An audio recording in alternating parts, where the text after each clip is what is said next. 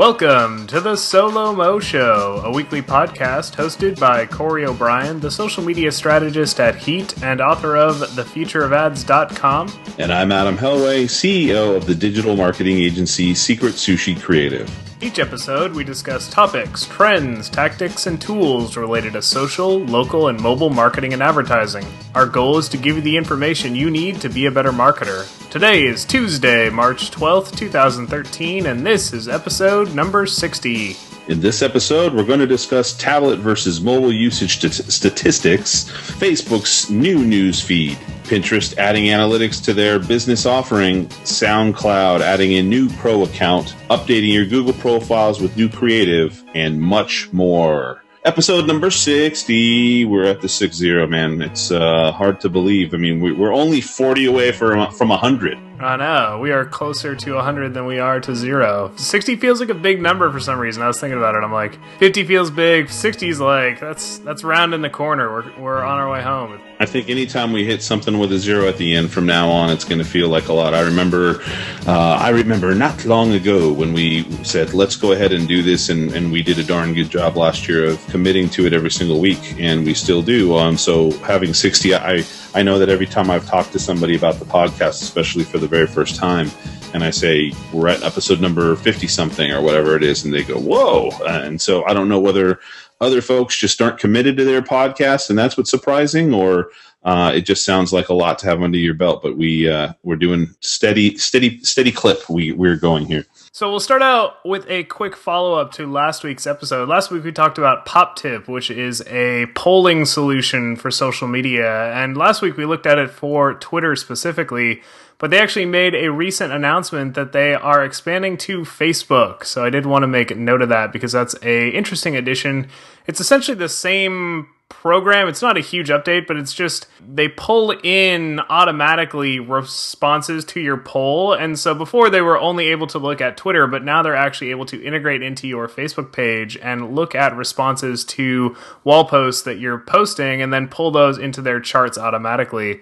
So the pricing, I don't think we even talked about pricing last week, but pricing on it is $1,000 a month, and that's per handle. So basically, if you are a brand, you've got one handle, you can manage both Twitter and Facebook for $1,000 a month, which is it's a decent chunk of change. This is by no means a small kind of test and learn type thing. You've got to commit to it. But they did say that for the brands that have paid that $1,000 a month and really gone pro and embraced it, they're seeing a pretty good uptick in responses to their polls and to their questions. So PopTip expanding on Facebook is good news, I would say. And if you were interested in it before, now it covers the two big gorillas of the social media world. So worth checking out. We'll include a link to that in the show notes, which are going to be available at solomoshow.com. So we have some interesting stuff to go over here for the infographic / stat of the episode, right?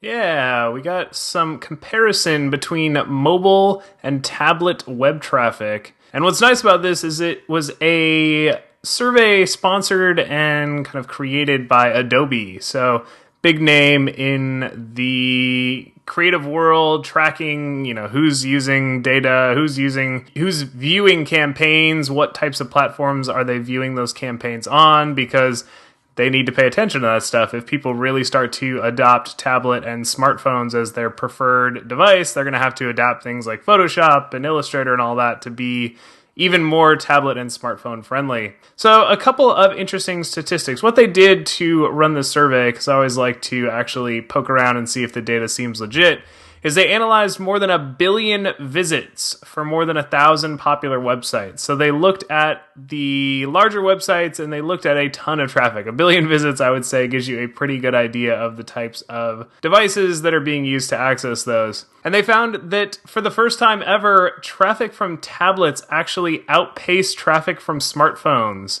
Though, when we do get into the percentages, you'll notice that both of those are still kind of relatively small. So of the 1 billion views they analyzed, 8% of those views came from tablets, which was slightly higher than the 7% of views that came from smartphones. But add 8 and 7 together, and you've only got 15% of traffic coming from mobile devices, leaving 85% of all web traffic still coming from desktop PCs and laptops. So it's increasing, but it's still much. It's not even at 50%. It's not even at a quarter. It's less than a quarter of all web traffic coming from tablets and smartphones combined. So worth paying attention to, but also worth keeping in context. One thing that they noted, though, that was nice is when you've got a visitor that's coming from a tablet or a smartphone, they're typically more engaged. So they saw that page views and visits were actually 1.7 times higher on a tablet and a smartphone versus people that came to that same site through a desktop PC or laptop. So basically, it's a smaller percentage of traffic, but it's a more engaged traffic. It's somebody that's going to poke around a little bit more, go to more pages on your site, return more times. So I think worth paying attention to, even though it is a smaller percentage in terms of overall number. But again, it's a growing percentage, so that's a good sign.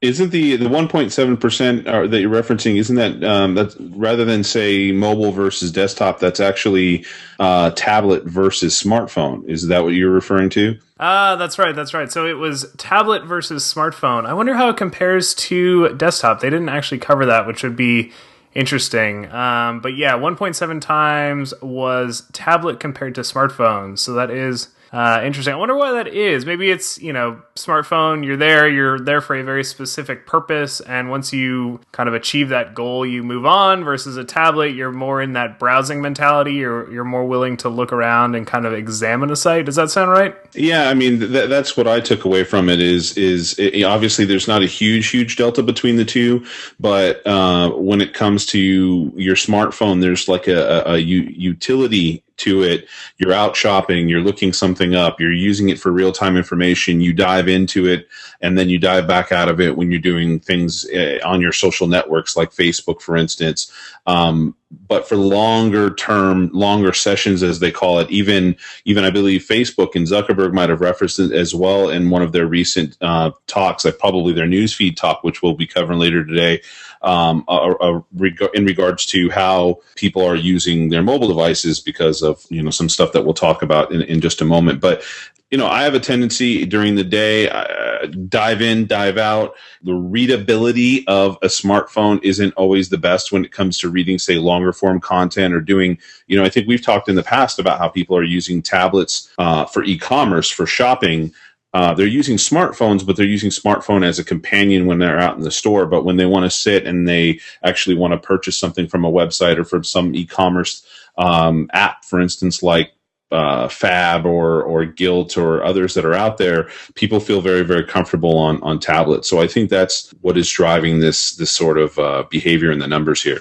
Well, you mentioned Facebook's newsfeed updates. I think we should dive into that because that was the big news, I would say, from the past couple of days. Big enough that Facebook actually held a press event for this. This wasn't one of those, blog post type things. Hey, we updated a couple things. This was a pretty significant change to the Facebook newsfeed. And I think it changed for the better. I will admit that I have not had a chance to actually play around with a live version of the updated newsfeed, which I'm kind of pissed about. I signed up literally like 2 minutes after the sign-up page was live. It was like, oh, go here and add your name to the list. If you go and look at if you go back to that page and you actually see, it'll say which of your friends has signed up.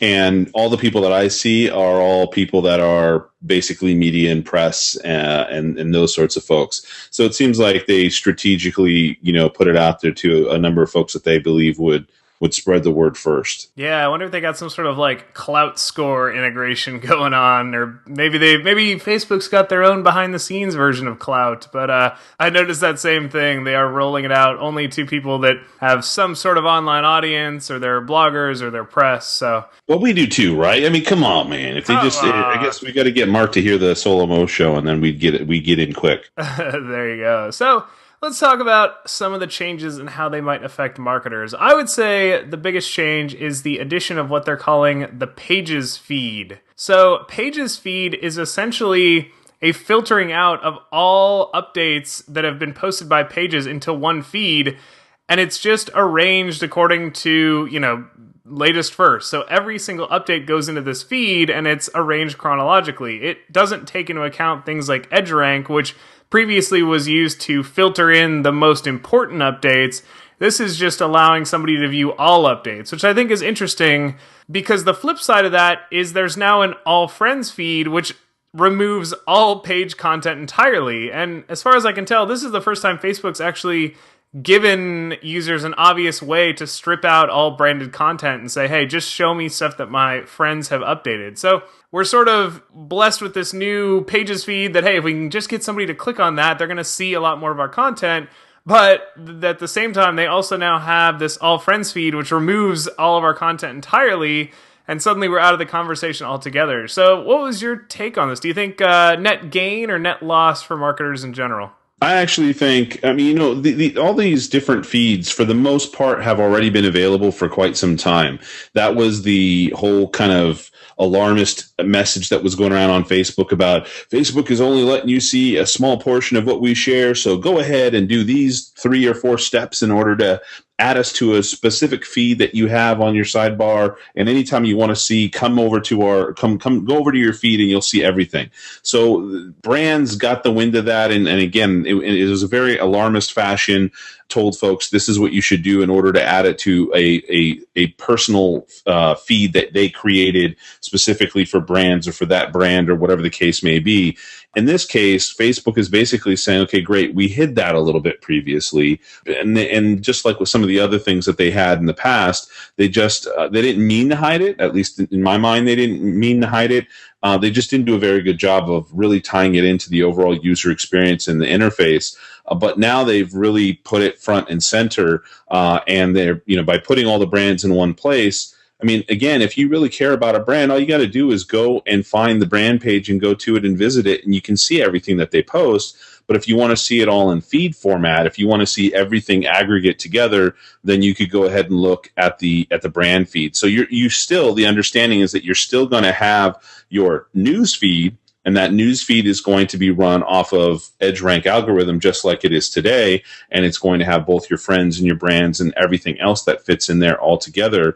I actually highly doubt that if you wanted to follow a brand, that you're going to do your best to avoid that brand in the long run. I think if you do so, you're either going to unlike that brand, or that users are going to take the time potentially to, I think we discussed this, where if you like something, how strong of a signal is it meant to be that you actually are saying, look, I'm opting in for all this content versus just trying to give this kind of soft like of approval, kind of almost like what you do when you are on Google Plus, right? You can click a +1 button on a particular search term or something like that, or for a particular brand, but there's a different step that you can take that actually starts to follow them on Google Plus and ultimately gives you content feeding into your feed. Would you agree with that? Yeah, I think, so one thing to address the point you were making about these feeds and these various lists kind of being available previously, I think it is important to note that these are now default. So before the whole, add us to a list, you had to actually create that list and then add people to it, and then to view that list was kind of complicated. So it was more analogous to Twitter lists, which, I think if you look around, most people, if you asked a lot of new users, they probably don't even know that Twitter lists exist. 99% of people probably don't use them. So yes, it was technically available, but it was not promoted in any way. It was not easy to use. The people that wanted to use it, they could, but it wasn't, saying, hey, mainstream users, check this out. This is now a major part of the interface. So top right of every page, you're going to have this option to click and view pages feed or click and view all friends. So they are making it front and center. I don't imagine a lot of people thinking, oh, great, now I can view all of my, updates from Oreo in a single feed. But at the same time, it's not just brands that are going to be in there. So pages includes things like brands and celebrities and movies and, music bands that you're listening to. So I think maybe you'll get some added benefit of somebody saying, oh, well, this is a cool place to go where I can just click this, and now all the bands that I follow and all the celebrities that I follow, I can see all of their updates. Oh, and here's some cool branded content as well. Fingers crossed that the branded content that all the listeners to this show are putting out is cool and is interesting. But hopefully, it's you're getting good viewership by association with other pages that people are interested in seeing as well. So we'll have to see how it all plays out, but I like the concept in general of saying, hey, more users should be using these feeds. It's a better way to view a lot of this content. There's just a ton of content out there right now, so users are starting to ask for these types of controls. So I think it's good to see Facebook providing them. Yeah, and I mean, I think the other benefits that they have beyond that really is that the content now is going to be much more visual, Much more Google Plus like, I would say. yeah, kind of. Yeah, exactly. I mean, obviously, the way that they did the left-hand side navigation now as well is very similar to that. But I think they do a good job of making the visuals larger and more front and center, which means that hopefully your content gets seen more and discovered more. And in fact, you can also increase the size of what you expect to be sharing on Facebook with your brands. Part of what Mark Zuckerberg said in this whole keynote for the release of this product, announcements of this product, is that something like images over the last year has increased by like 100-fold or 100% or something. I mean, I forgot what the exact number is, but it was an extraordinary amount, which I think is a little bit humorous because they made it sound like it was a good thing. But I think part of it also has to do with brands leveraging images more, and also people using images in kind of goofy ways to share things like, quotes captured in images or other sort of funny things that really can be a little annoying, quite honestly, sometimes in Facebook feeds. That's my personal preference, but I don't think it's always good to have the feed be completely taken over by images. But then they also do things like display events much better. So if there happens to be an event that you have, it's a little bit more discoverable than it has been in the past. Pins from Pinterest and other more visual partners that are feeding content into Facebook. It's just kind of hopefully going to be a more rich environment. Even publications are going to benefit quite a bit. News publications and other sites that are actually gaining a lot of traffic by feeding a lot of their content directly into Facebook are going to have, obviously this is sort of a developer integration that they're going to have to deal with, but they're going to be visible and be kind of identified more as a publisher. So if you look at somebody like CNN or likely a Mashable, or Reuters or BBC or something like that, Huffington Post, Time Magazine, all those sorts of folks will likely see their content displayed in a more kind of publication sort of feel. And Corey, you probably also what were your thoughts on the seamlessness of the kind of consistent experience across all devices now? I thought that was cool. It's not 100% responsive web design because they're basically saying their tablet app matches their mobile app, matches their Facebook.com experience. It's cool to see. I don't know that in practice it really has that big of a difference. I think what they're kind of admitting is, hey, we were trying out some stuff with our tablet and our mobile app, and it worked really well, and it looked cool, and people liked it. So now you can see that same kind of helpful and simplified and better looking user experience on Facebook.com as well. It's not a huge change, but it is nicer. It's things like they gave the background of the entire page a subtle kind of shade of light gray that's pretty popular. It just reminds me a lot of Google. It's sort of that Google look and feel where everything is in a round rectangle. There's shades of gray. There's a little bit of color to highlight important things, but I think it's nice. It's good to see them make all of their platforms match, though. I think the bigger news was, hey, we're making images bigger. We're making images that accompany links bigger. We're making events more engaging with integrated maps and kind of, again, to use the Google reference, it's sort of like this Google Cards and Google Now interface that Google's been working on. They're adopting a lot of that functionality and that way of structuring data and applying it to Facebook.com as well, which, I think is good. I like it. Yeah, and the web, of course, I guess you'd relate to, say, the responsive design. But I'm hoping what this will do will train people who have probably, a lot of the new folks with the iPhone app and the Android app has been around for some time and rely over the last couple of years predominantly on mobile versus the web. They do dive into it every now and then, but there's a lot that's actually missing from the web experience, from the mobile experience, actually. And it's a little bit clunky. And so what I'm hoping is that they try to get it as close to each other as possible so the experience will feel consistent, and that somebody who may be wanting to take advantage of a mobile audience will be able to do so without having to not risk, but to lose out on anything just simply because people that are accessing Facebook are doing so on a subpar platform or app. So the other big news for this week was Pinterest adding analytics to their business offering, which I would say is a long time coming, and at this point probably overdue. I was making the comment, I'm like, geez, it feels like forever since Pinterest made any updates. If this is overdue, then what's going on with Twitter's analytics? Well, Twitter analytics exists. They just don't give anybody access to it. Exactly. Pinterest analytics didn't even exist. So it's a new addition. It also came along with a Pinterest redesign, which it seems like that's the popular thing to do now. Also reminiscent of, a lot of grays and round rectangles and things that we've seen in other channels. But the main news, the redesign, not a lot there. The big news was the introduction of analytics targeted specifically at business accounts. What's nice is for now, analytics is a free service. So this is not sort of a revenue driver. They're not saying, oh, sign up now and for $100 a month, we'll give you all this great analytics. They're basically taking the first introductory steps to say, hey, look, we've got this great data. Businesses check it out. You've already kind of fallen in love with Pinterest. Here's a reason to return and pay even more attention to the data. And it's pretty cool. I got a chance to set it up. I actually set it up on our SoLoMo Show Pinterest account. You can go to pinterest.com/SoLoMo Show to check that out.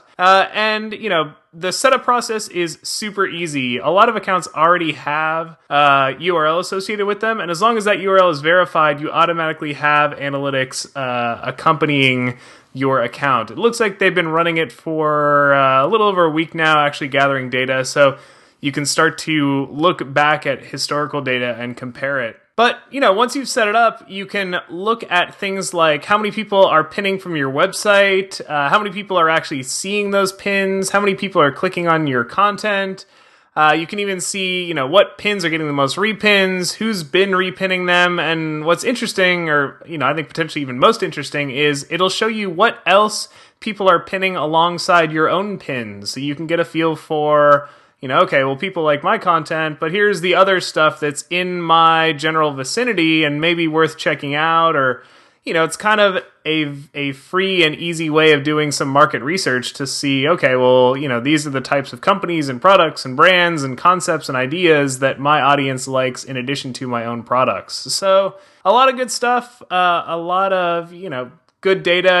I do like the fact that they're tracking it over time and it's easy to view. It's not, super, super comprehensive, or at least not for every account. Maybe if you're getting hundreds of thousands of pins, you're going to be able to dig some interesting analytics out of this. But what was your take on it, Adam? Did you get a chance to play around with it? And any of the numbers stand out as being interesting and useful for brands that want to take advantage of this? I didn't get a chance to play around with it. I did, dig around at a few things that they have going on. They've added some new information to their business section of their website, including a little video walkthrough of what this is and so on. But, like you said, really not any surprises per se, but I think that they did a great job of making it clean. They also have the ability to export the data as a CSV, and they said with that exported CSV that there is some additional information that they don't seem to show in the graphs. And so that's that's worth taking a look at. I did think it was pretty cool how quickly how easy it is to basically set this up and make it happen. Once you do a verified thing, you don't have to have a script on your site all the time, or any of that sort of thing. You just need to verify it once. And once you verified it, and verifying it, as we've kind of discussed in the previous shows, is just really about adding a little file to your site and making sure that that's detected by Pinterest. And once that's done, it's done, because Pinterest is already likely looking at a particular pins from a particular source. It's just saying, look, we now know you're the owner, so we're going to give you access to those analytics.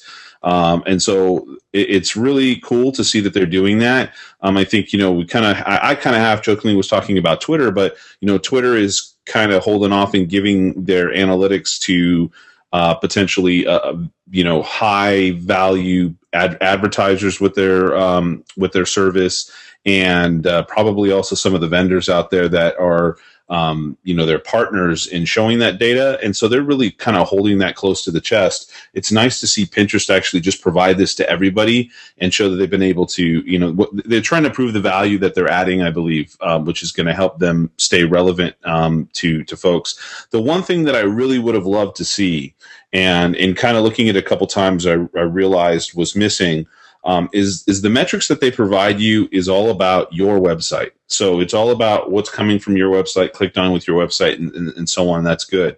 But I do believe that a lot of what gets pinned by some brands are things that actually do not go directly back to their site. With that said, it would be really cool to be able to see any pins. And I don't know, I would assume that what it sounds like here is that your own pins, it's going to provide you some information around what's being clicked, regardless of if it's connected back to your site.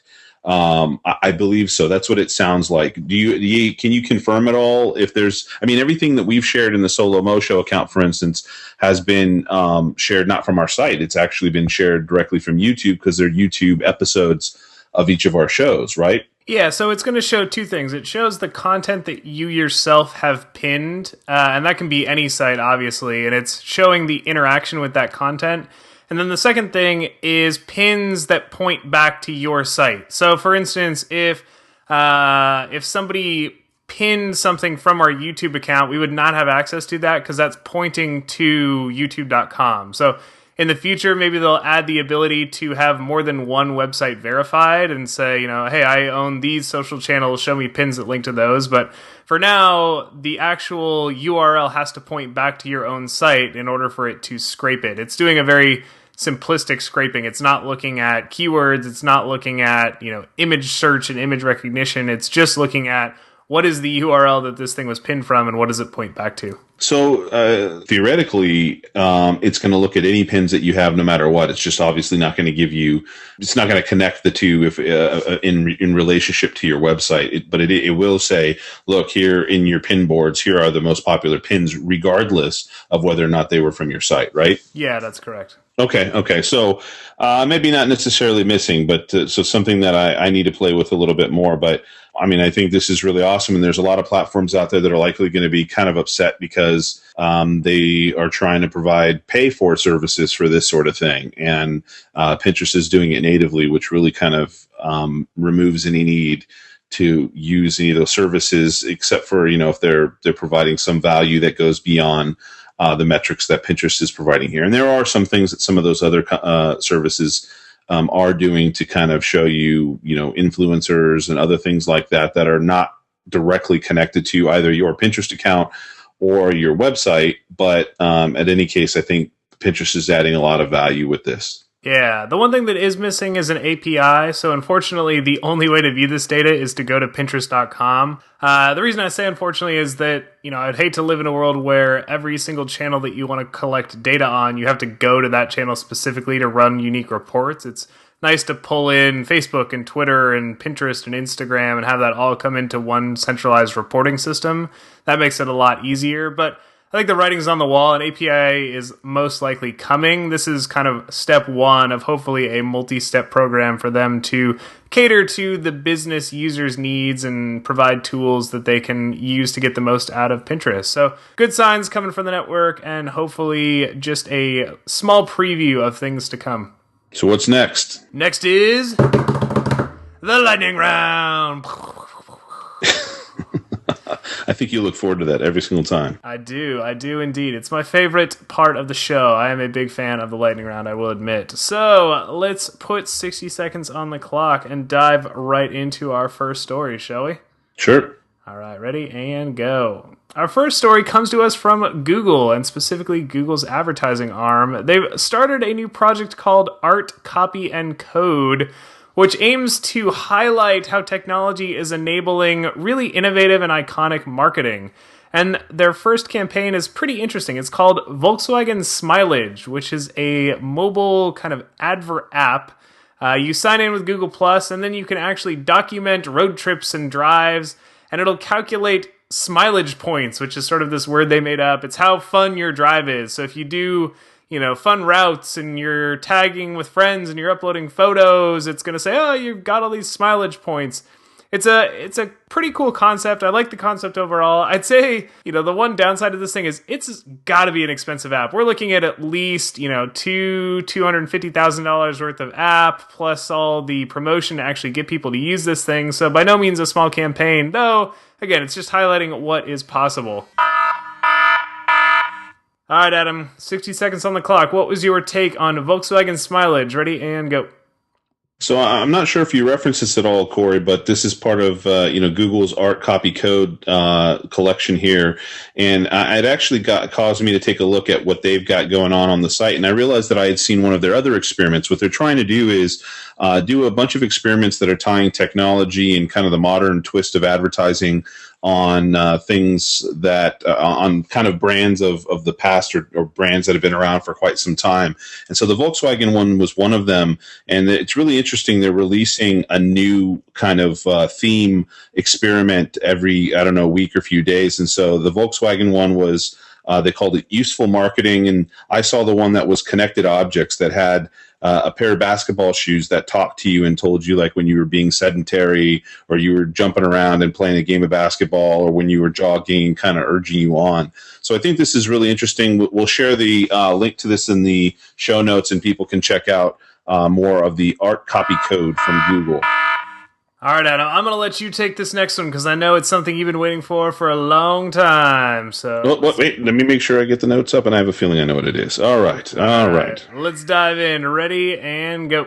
Woohoo! So anyways, I really like, I think SoundCloud is pretty darn cool. The thing that I don't think is cool about it, and SoundCloud, for those that don't know, is really kind of almost like YouTube equivalent for audio.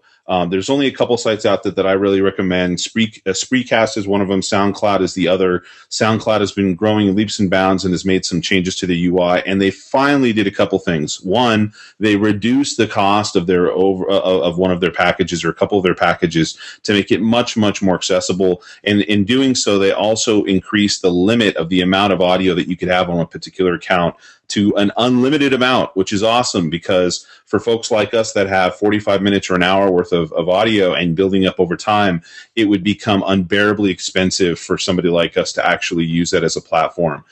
Beyond that, they've also added a feature that they're releasing out to brands that allow them to be a little bit more visual, kind of a la Facebook cover image and Google Plus cover image as well. All right, 60 seconds on the clock for a response. Ready and go. So I think this is quite interesting as well. SoundCloud, I always liked the concept, but it was super expensive for podcasters. It was really designed for bands and musicians who don't need hours and hours per month. But if you run a podcast, you could easily go through a pretty decent-sized chunk of audio. So now, it's funny, they list the pricing in pounds, which kind of drives me crazy that it doesn't automatically detect that we're in the United States. But it's basically for around $140 a year. You can get unlimited with a small asterisk uploads. Unlimited is a maximum file size of 2 gigs and a maximum upload time of 30 hours per week, which is a ton. You're never going to go through that. So good things from SoundCloud. I love, it's super interactive. They're focusing on making it essentially the Twitter for audio, with a little bit of maybe the music video side of YouTube thrown in with that new visuals that Adam was talking about. So a lot of good things, and definitely worth checking out if you have audio in your marketing mix. And just to clarify, right, the actual, I said it was a little bit more like a cover image, but it's like a cover image, but a little bit like our shows on YouTube, where as the audio goes, it switches to from one image to the other, almost in a way complementing the audio, right? Yeah, it's more of a slideshow. It's not a movie. It's not a still image. It's a collection of images. It switches off. It's, the sample that I watched, they had a Snoop Lion video, and it's just various photos of him, and they fade in and out. And it's something to look at. It's by no means super engaging, so if you have something on in the background, you're not missing out. But if you do have the page open, it's something cool to watch and kind of expand on that experience and really bring it to life. And we could potentially do something like that for the show, right? I mean, just saying, thinking of, we talked about a Snoop Lion video, but there's some really interesting ways that I think brands and shows and so on could use it for storytelling and accompanying maybe some longer form content as well, right? Yeah, exactly. I mean, I think, webinars is a perfect example of this. You could have charts, you could have data, so something cool to play around with. Definitely